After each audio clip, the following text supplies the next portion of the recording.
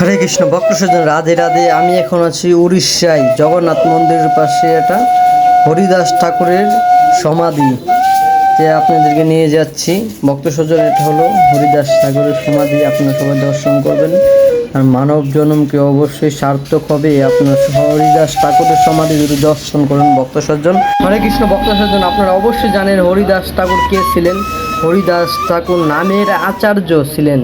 3 লক্ষ মালা জপ করে তারপর আপনার প্রসাদ পেতেন। এবার আপনি চিন্তা করুন হরিদাস ঠাকুর কত শুদ্ধ ছিলেন।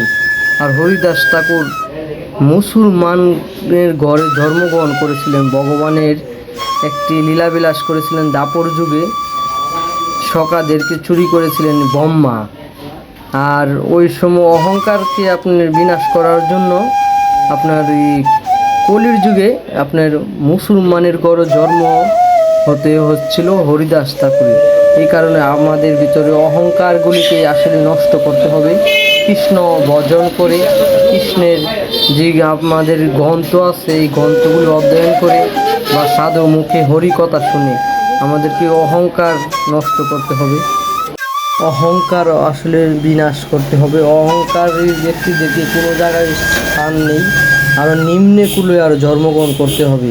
যদি অহংকার ভিতরে থাকে তাহলে ভক্ত সজ্জন আমাদেরকে হরিদাস ঠাকুর এরই শিক্ষা দিয়েছেন। হরিদাস ঠাকুর তো এটা ভগবানের আদেশে লীলা করেছিলেন।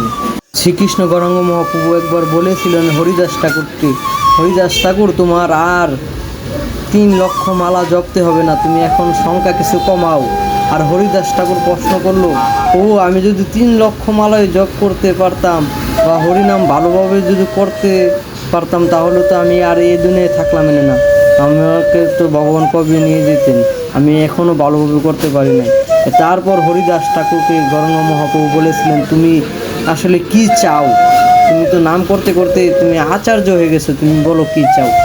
হরিদাস ঠাকুর বলছিলেন, আমি একটি চাই, আমি আপনার কুলে দেহ ত্যাগ করতে চাই এবং কি আমার সমাধি আপনি নিজের হাতে করবেন। আমার এটাই আপনার কাছে চাওয়া, আর কিছু চাওয়া নেই। আর আমি দেখতে দেখতে আপনাকে দেখতে দেখতে যাতে আমি দেহ ত্যাগ করতে পারি, এই সেই সমাধি হরিদাস ঠাকুর। এখানে হরিদাস ঠাকুরকে সমাধি দিয়েছিলেন ভক্ত সজ্জন। আপনারা সবাই হরিদাস ঠাকুরের অরিজিনাল সমাধি দেখতে পাচ্ছেন। এটা কোনো পুষ্প সমাধি না, অরিজিনাল। এখানে গৌরাঙ্গ মহাপ্রভু নিজের হাতে সমাধি দিয়েছিলেন। এটা হলো উড়িষ্যায় জগন্নাথপুরীর মন্দিরের একটু ভিতরে, আপনার সমুদ্রের পাড়ে ভক্ত সজ্জন। এই সেই হরিদাস ঠাকুরের সমাধি, আপনারা সবাই দর্শন করুন ভক্ত সজ্জন।